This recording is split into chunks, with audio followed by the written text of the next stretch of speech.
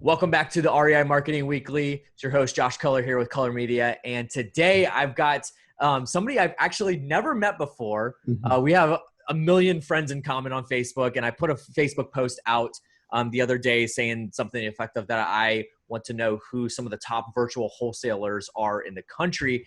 And this guy, got tagged in my Facebook post. And so I had to reach out to him, and then we were kind of chit-chatting a little bit before the show, and he was telling me a little bit about his business and what he's got going on. And man, am I excited to have this guy on the show today. So Thompson out of Chattanooga, Tennessee. What's going on, man? How you doing? I'm good, buddy. I'm good. Man, I'm excited to have you on the show today, primarily because I want to learn more about you and what you got going on, but just the sheer amount of deals that you're doing, and it's all 100% virtual, which is pretty cool considering the times that we're in right now. Yeah. So, I mean, like, for instance, whenever you guys are listening to this show, audience, we're recording this in the midst of this whole coronavirus thing. And so a lot of people are stuck at home. A lot of people are, they may be in the office, but they're definitely not going out places and doing it frequently.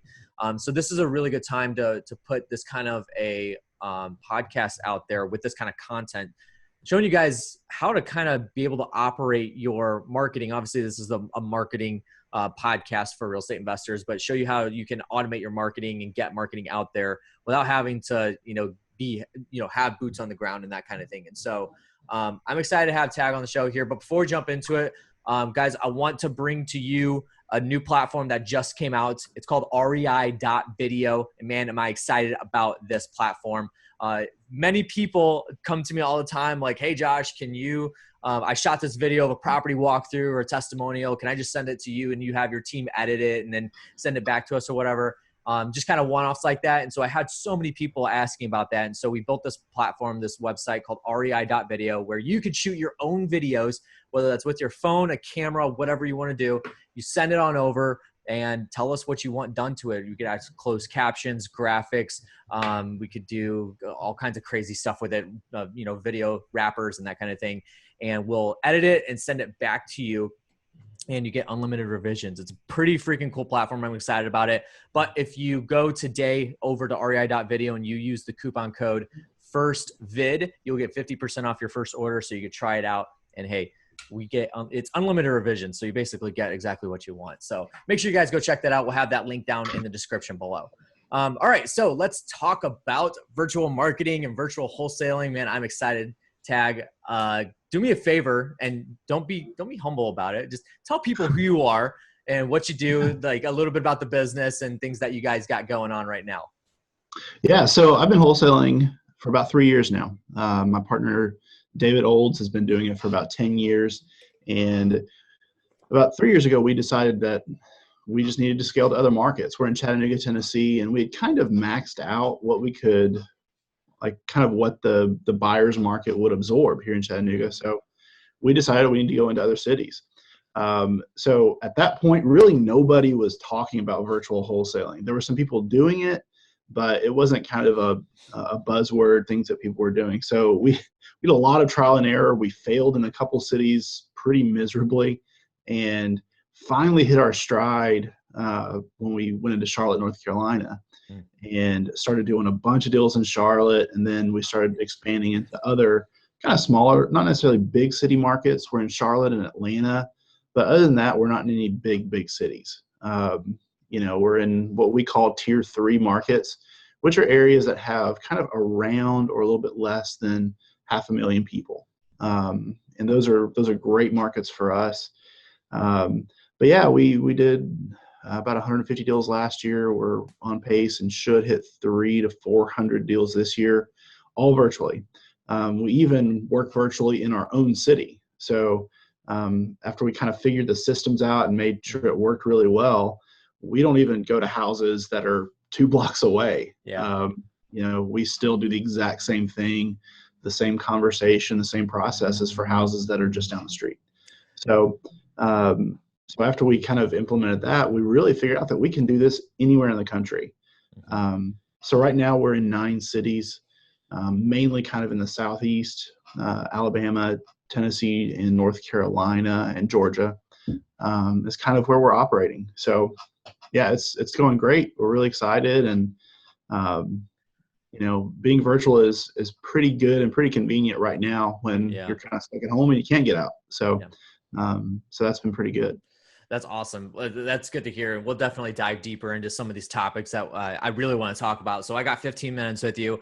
The first thing I actually want to talk about is the difference between marketing to a second or a primary market, and then even going not just secondary, but tertiary market.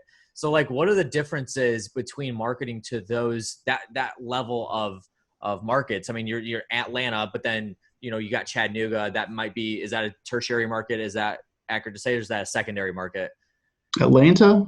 Atlanta's a primary, and then Yeah. Chattanooga, you got, is that a primary or a secondary or a tertiary? Like, what are the differences in marketing between those types of markets? Yeah, there's not a lot. I mean, honestly, the bigger the market, the more you're competing with other people. Right. So our main source of marketing right now is through text blasting. That's the way we get the majority of our leads. And that's in all your markets? That's in all of our markets. We do that in every market that we're in. So yeah, the difference is the competition. I mean, I remember 3 years ago when you were text blasting or cold calling, you were the only people that were calling these sellers. I mean, it was fish in a barrel, super easy. Now you're no less than the 10th person that's called that person today. Yeah. So we've had to change our tactics a little bit to get people engaged in a conversation. We have a rule in our office: unless you've talked to a person for 10 minutes, you're not allowed to bring up pricing at all. So you can't give an offer for at least 10 minutes. That endears you to the seller. You're building rapport. They're starting to trust you a little bit more, and they're starting to like you. And at that point, we can deliver kind of an offer range of what we think the house will be worth. So this might be a bonehead question, but in that 10 minutes, what are you guys talking about? Obviously the property, but are you just building like personal rapport with that seller? Yeah, just personal rapport. We have a tactic we call bouncing. So you ask a simple question, what did you do this morning? I went and got a cup of coffee. Oh, I love coffee, blah, blah, blah about coffee. So you kind of just bounce around with conversations, small talk, chit chat, deep conversations, whatever you can get to that is not talking about the house. Right. Because these people are so used to just getting on the phone and the investor going straight to how much do you want for the property. And it's refreshing for them, and they really start to trust you that you're going to take care of them.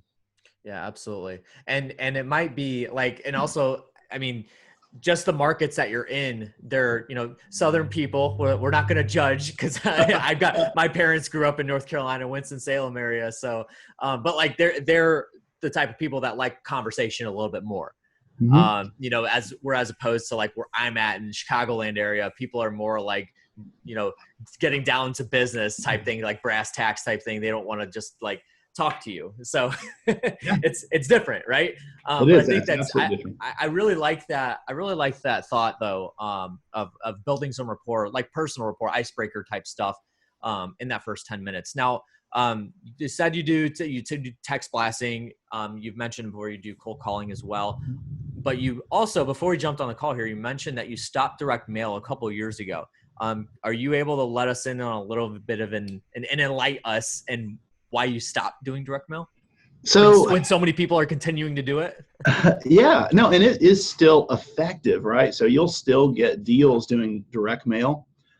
We just couldn't do the volume that we need to do. I know of maybe 2 or 3 wholesalers in the country that can do 300 deals doing only direct mail. Yeah.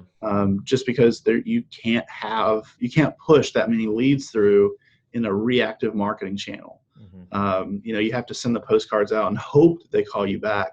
Right. All of our marketing is proactive. So we're going to people and not waiting on them to give us a call. And we started that about 2.5 years ago and found it to be just incredibly effective, and we love it. Like I said, we get about 400 leads a week. So it's that's huge. Okay, so 400 leads a week is a lot. I mean, there's some people that are probably listening to this right now and they're like, I can't even imagine. I sometimes don't even get 400 leads in a month or even a year. Some people. Sure. So that's a lot of leads. I like and this is probably what we're going to title the podcast, but proactive marketing, that whole thought. Now, is that something that you guys really thought about when going into your marketing and kind of cutting off that direct mail was like, we want to be the ones that come in contact with those sellers, as opposed to allowing them to come in contact with us. Because I get it. Like, a lot of times in direct mail, it's not, there's no, like, no matter what people say, there's no like magic number for follow-ups to get somebody.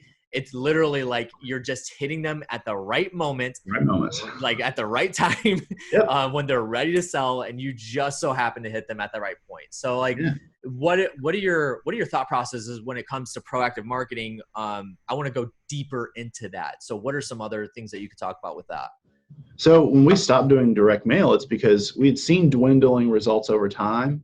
And then I think in March, 3 years ago, we did a $4,000 marketing campaign with mailers. $4,000. We dropped $4,000. Didn't get a single phone call back. Oh, ouch. Like, not a single one. So that was a point where we were like, okay, we've got to do something different. Yeah. So I happened to follow a guy named Brent Daniels on Facebook. TTP. He hadn't started TTP yet, but he hadn't started TTP yet, but he was posting some stuff about being proactive in your marketing. So we took that. We signed up for TTP later when he started it, but we took that idea and just implemented that, not only in our marketing, but in every part of our business. Like, we have outbound salespeople for our deals. So not only do we call sellers to buy property, we call buyers to sell property. Cold call buyers to do that. You cold call the buyers? Yeah. Where do you get that information? Like, where do you get that data? Is that like you scraping LLCs from the county, or like how do you do that? That might be a whole nother podcast, but sort of. So just like you can, I mean, it's almost the same list. So I'm pulling any person or corporation that's purchased a property with cash within kind of about 10% of the price range that we're going to be selling ours in. Yeah. So if it's $100,000, I pull anybody that's bought a house with cash from $90,000 to $110,000, kind of usually within a geographical area. Pull that in, we skip trace it. I have a person in our office who, if it's an LLC, she'll look up the LLC, find the registered agent, then skip trace that person. So we've really that's episode 2 with Tag Thompson. So we'll go into that in episode 2. But and so I think that's huge. The way that the mindset of the marketing, because a lot of times people think that, it's bootstrapping. You got to just do the marketing just because, but there's a lot of philosophy. There's a lot of like actual strategy behind it and mindset. Because if you go into it, like, we're proactive with reaching out to our target audience, whether that be through ads where you're actually going after them, and then you're trying to get in contact with them. Same concept. So what kind of results are you getting with the text blasting and the cold calling? Do you see that going on any kind of incline or decline, or is it kind of leveling off, or what does that look like for you? No, as technology gets better on both sides. So the biggest problem with text blasting is carrier blockage. Yep. So carriers will start to kind of block your outgoing messages. So you have to use really good software. Don't use anything cheap. Don't use cheap numbers. Don't use cheap software. Yeah. Got to use the good stuff. But we've seen actually, every time the carriers get better at blocking our messages, the software we use within a week will change their software so that they get around the carrier blockage. So, do you mind sharing what software you use? Yeah, we use batch lead stacking. Yep. We've had Jesse on the show before, and he's awesome. a client of ours too. So shout out to those guys. Yeah, he's a buddy of mine. So I'm actually going out there in 2 weeks to hang out with him. But yeah, no. So we use batch both to do our skip tracing and to do our SMS blasting, and they've been incredible. Like, they're on top of it. I mean, if there's a change if they need to change their software, they'll change it today. So, they've been great. We get if you cold call a list, you'll reach roughly 10% of people on your list. I mean, that's pretty standard across the country. But text blasting, we'll get in touch with 40% of the people on our list. Wow. So Awesome. So yeah, it's just an incredible way to get in touch with people. So what type of, and by the way, shameless plug for batch skip tracing. So you guys make sure you go check them out. We'll have them linked below for you guys, but yeah, Jesse, Annie, Evo, all those guys, good friends of mine. So, for you, like what type of messaging are you actually putting in these texts? I mean, I want to go deeper into this because this is a huge topic right now. I have been hearing around the block that people are starting to lose traction with it just because the whole connotation that marketers ruin everything, which they do. But like for you guys, like what kind of messaging are you putting in there in order to get those results? If you don't mind sharing that. Yeah, we change it constantly. That's one of the things you have to do. You have to text from a lot of different numbers and you have to change your messaging. I mean, we change ours at least weekly. On how it goes out. Subtle, small changes, because again, carriers will block it. You know, you can't have any words like sell, buy, purchase, insurance, mortgage, anything that has to do with real estate. Those words can't be in there. One of the things that we've done that's pretty effective is our first message is typically, "Hey, Bob." Like that's it. Like just initiating conversation. You want them to reply to you. Yes, because once you're in a conversation, carrier blockage won't happen. So we don't jump right into, do you own this house? Do you own that house? We just say, "Hey, is this Bob?" And if they reply yes, all right, now we're in a conversation. Awesome. So that's really helped us keep our contact rate incredibly high. Wow, that's pretty cool. I like that a lot. And thank you for sharing that for sure. Yeah. So we're going to have to wrap this up. I was going to say WAP, but it was a mix between wind and rap. So we're going to wind and wrap this up.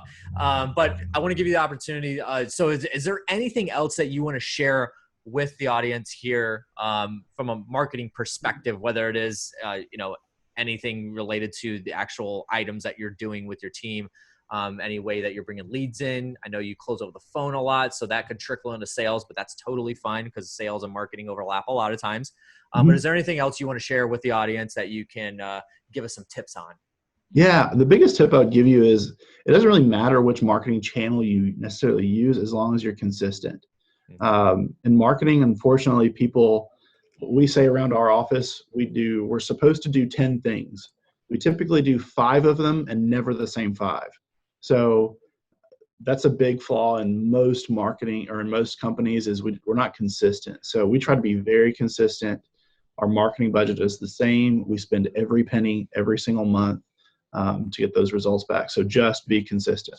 That's huge. And I'm 1,000% on board with that. I tell people that all the time. Like you can't just expect to throw something out there on a marketing channel and then get instant results. I mean, this is one of the biggest hassles that I have with people I get on the phone with when they're looking to have us, my company do content marketing for them. And I just tell them like, hey, listen, like one of the key factors to actually getting traction with content marketing is by staying consistent with it and keep doing it and keep doing it. You want to keep doing it right, but the key is consistency. And a lot of people, I've gotten on the phone with some people that, we started a podcast for them and then they got 4 episodes into it and just stopped. And they're like, we are not seeing any downloads and that kind of thing. I'm like, you're 4 episodes in, man. So it's like consistency is so huge. And that goes across anything that you do in marketing. I don't care if it's direct mail. I don't care if it's cold calling, texting, social media posts, Facebook ads, that kind of thing. So that's a great tip. I appreciate you dropping that in there. So man, Tag, I appreciate you jumping on today and spending some time with us, the little time that we had. I'm definitely going to have you back for part 2, talking about dispositions marketing, because very interested to hear about that. But I'll give you the opportunity. If somebody did want to get in contact with you, I know that you have this awesome website. And I'm going to let you talk about it because I don't want to butcher. I think it's what's the website? It's Let's Go Offer. Let's Go Offer. Yeah. Let's Go Offer.com. So Tag was showing me this before the show, and those of you who are listening on the podcast, Tag, if you do want to share your screen, you're more than welcome to spend about a minute to 2 minutes on this. If you're listening on the podcast, then make sure you just go check out the website, letsgooffer.com. I'll have that linked in the podcast notes here as well. But I want to give Tag the opportunity to be able to show this off. This is a pretty freaking cool platform that I wish I had when we were virtual wholesaling in Michigan with Gary. So Tag, go ahead and take it away, man. Show us a little bit about what this thing can do. Yeah, I'll do this really fast. Go to the website. There's a 7-day free trial if you're interested in it and test it out. So the product is really simple. The idea is coming up with what to offer a seller is hard. And we want to make that a lot easier. So in our company, we developed this just for us, and we've just kind of released it to the public this last month. But yeah, it's really simple. Just type in the address of the property you're looking at, click on it, hit search. It'll pull up a picture of the house, and you're going to put it in one of 5 condition categories, and there's definitions of what these categories mean right there. Awesome. But let's say this house is in okay condition. Well, then I'm going to tell the seller, hey, Mr. Seller, it looks like houses in this neighborhood are selling between $34,000 and $47,000. Does that sound about right to you? So it's all about getting confirmation that we're in the ballpark. So, and then if he says no, there's comps down below it that will back up your offer. So you can say, oh, there's this house on Rawlings Street right around the corner, sold for that. Here's another one on Milne Street. So it gives you something to talk about them, to confirm the idea that we're in the ballpark, because the seller's biggest fear is leaving money on the table. If they know that your offer is solid because other houses are selling for a similar price, then you'll get the deal most of the time. So that's pretty much the product. There's a few little extra tools that I'm not going to go into right now, but if you go to the website, check it out. It's free for 7 days. And yeah, if it works for you, I hope it's helpful. That's awesome. And one of the reasons why I love this so much, this is not Zillow, right? This is built by investors for investors. So I think this is extremely helpful for people, especially if you are looking to get into, or you're already into virtual wholesaling and doing deals virtually. This is going to be massive for you if you're the type of person that you don't really want boots on the ground as much as you are right now, maybe. So Tag, man, I appreciate you jumping on again. If somebody did want to get in contact with you outside of the website here, what would be the best way to make that happen? Facebook, email, phone number, whatever you want to give out. Facebook's awesome. Tag Thompson. I'm the only one in there. Also Instagram, Tag Thompson. So I need to get my Instagram numbers up. I got in trouble for that the other day. So come follow me on Instagram. I'm also the only Tag Thompson on Instagram. So yeah, that'd be great. Awesome. And guys, as always, I will have that linked below in the description. So make sure you do him a favor and go over to Instagram, give him a follow, connect with him on Facebook as well. But Tag, it's been good. I appreciate you taking time on the show here. We will have you back soon. And thank you so much, man. Awesome. All right, guys, that is going to do it for today's episode of the REI Marketing Weekly. If you are on the newsletter, make sure you check out the rest of the content in the newsletter. A lot of great stuff going down. If you're on the podcast, go subscribe to the newsletter. colormedia.com/subscribe is the website to go to. Subscribe to the newsletter. A lot of awesome content in there. If you're on the podcast, head over to Apple Podcast right now. Leave me a review. That would be absolutely incredible. 5 stars would be preferable, but hey, willing to take less if the show could be improved. So just let us know. And then also make sure you are checking out rei.video, new platform that's built specifically for those of you who want to shoot your own video content, but you don't want to edit it. You don't want to do the heavy lifting. Send it on over to us. Use code FIRSTVID at checkout, and you'll get 50% off your first order, so you could try it out. And hey, it's unlimited revision, so you get exactly what you want and what you're looking for. So that's going to do it for today's episode. Thank you guys for joining us today, and we'll check you out on the next one. See ya.